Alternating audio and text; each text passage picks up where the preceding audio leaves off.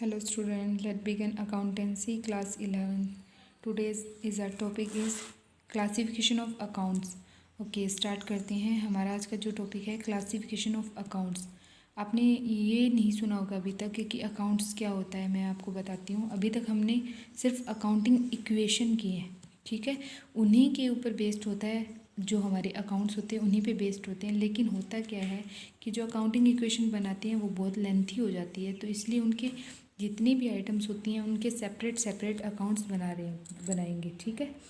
तो हम करना स्टार्ट करते हैं। सबसे पहले अकाउंट्स की बात करते हैं। अकाउंट का मतलब होता है कि जिस चीज़ से रिलेटेड, ठीक है, फॉर एग्ज़ाम्पल हम सेल कर रहे हैं, परचेज़ कर रहे हैं, तो ऐसे तो है नहीं कि सेल एक बार ही करते हैं या परचेज़ एक बार ही करते हैं, तो बहुत बार करते हैं साल में, ठीक है। तो 1 ईयर का जैसे हमारा अकाउंटिंग पीरियड होता है, तो उसमें जो अलग अलग आइटम्स है, जैसे सेल की एक तरफ रखना, परचेज़ की एक कॉलम में रखना, उनको क्या बोलते हैं, अकाउंट्स बोलते हैं, ठीक है। जैसे sale account, purchase account, okay. तो अब क्या होता है कि जो हमारे अकाउंट्स होते हैं वो 2 टाइप्स के होते हैं। एक होता है पर्सनल और दूसरा होता है इम्पर्सनल, ठीक है। पर्सनल अकाउंट का मतलब होता है जो किसी पर्सन से रिलेटेड हो, ठीक है। पर्सनल को पर्सन से मानेंगे कि पर्सनल में वो जो पर्सन से रिलेटेड हो, और इम्पर्सनल जो जिसमें पर्सन नहीं आता, ठीक है। जैसे पर्सनल अकाउंट में मैं बोल दूँ राम, ठीक है, राम का अकाउंट है कोई, या फिर ANB कंपनीज अकाउंट, ठीक है। ऐसे XYZ क्लब अकाउंट बोल दिया, या फिर कोई फर्म है, ठीक है। तो ये सब किस में आएंगे, पर्सनल अकाउंट में आएंगे।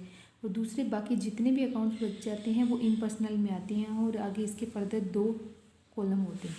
तो सबसे पहले पर्सनल अकाउंट की बात करेंगे कि इसमें क्या आता है, किसी पर्सन का अकाउंट आता है। तो इसमें पर्सनस को 3 टाइप से बांटा गया है। फर्स्टली क्या होता है, नेचुरल पर्सन, जिसको बनाया किसने, नेचर ने बनाया। फॉर एग्जांपल ह्यूमन बीइंग जो भी होते हैं, अगर किसी पर्सन का नेम है तो वो पर्सनल अकाउंट में आएगा। दूसरा कोई आर्टिफिशियल है, मतलब जो ह्यूमन बीइंग है उसने कोई क्लब बना लिया या कोई ऐसी कोई और चीज़ बना रखी है, तो वो भी किस में आएगी, पर्सनल अकाउंट में आएगी। नेक्स्ट होता है कोई रिप्रेजेंटेटिव है, ठीक है। तो कोई रिप्रेजेंटेटिव का मतलब होता है जो किसी चीज़ को रिप्रेजेंट कर रहा है, ठीक है, वो भी किस में आएगा, पर्सनल अकाउंट में, ओके। अब आता है नेक्स्ट इम्पर्सनल अकाउंट। इम्पर्सनल में 2 है, एक रियल होता है और एक नॉमिनल होता है। अब मेन जो हमें 3 पढ़ने हैं वो पर्सनल, रियल एंड नॉमिनल पढ़ना है, ठीक है। तो अब देखिए रियल में क्या होता है, रियल अकाउंट का मतलब होता है जिसमें जितनी भी एसेट्स हैं उनसे रिलेटेड आता है, ठीक है। सारे अकाउंट्स के सारे आइटम्स आते हैं एसेट से रिलेटेड, चाहे वो टेंजिबल है चाहे इंटेंजिबल है, फिक्स है, करंट है, चाहे जो भी एसेट्स हैं, ठीक है, वो सारे रियल के अकाउंट में माने जाएंगे। और नेक्स्ट होता है नॉमिनल अकाउंट। नॉमिनल अकाउंट में क्या होता है, नॉमिनल में आपका जितना भी एक्सपेंस या फिर रेवेन्यू, जहाँ से भी पैसा आ रहा है या जा रहा है, वो किस में आता है, नॉमिनल में आता है। लेकिन होना क्या चाहिए, वो रेवेन्यू नेचर का, मतलब 1 साल के अंदर होने वाले जो खर्चे होते हैं वो, और बार बार होने वाले खर्चे, ठीक है, ओके। अब स्टार्ट करते हैं कि इन अकाउंट्स को हम फिल कैसे करते हैं, कैसे इन अकाउंट्स को पूरा करते हैं। तो हमारे पास क्या होता है, rule of debit and credit. इसका मतलब क्या होता है कि डेबिट किसको करना है और क्रेडिट किसको करना है, ठीक है। इसमें अकाउंट्स में ये 2 मेन टर्म है, डेबिट और क्रेडिट, ठीक है। तो डेबिट क्या होता है, क्रेडिट क्या होता है, देखिए वैसे हम अलग अलग चीज़ में, अलग अलग अकाउंट्स में इनका मीनिंग बदल जाता है, ठीक है। तो हम मीनिंग की बात करेंगे इनकी अकाउंट्स के अकॉर्डिंग। तो सबसे पहले पर्सनल अकाउंट में क्या होता है, किसी पर्सन का अकाउंट होता है। तो पर्सनल अकाउंट का रूल कहता है कि debit the receiver and credit the giver, okay. Debit the receiver and credit the giver, तो इसका मतलब कि जो भी बंदा रिसीव कर रहा है, जो भी चीज़ आ रही है उसको डेबिट करो, जो भी आ रहा है उसको डेबिट करो, और जो भी जा रहा है, गिवर जो दे रहा है, जो जा रहा है, उसको क्रेडिट करो, ओके। तो यहाँ पे पर्सनल अकाउंट में डेबिट का मतलब आना और क्रेडिट का मतलब जाना हो गया, ओके। नेक्स्ट आता है हमारा रियल अकाउंट। इनकी एग्जांपल हम कल करेंगे, नहीं तो लेंथ ही ज़्यादा हो जाएगा। रियल अकाउंट, रियल अकाउंट में क्या होता है कि इसमें एसेट्स के अकाउंट आते हैं, चाहे वो टेंजिबल है, इंटेंजिबल है, सारे, ठीक है, फिक्स है, करंट है, सारे एसेट्स।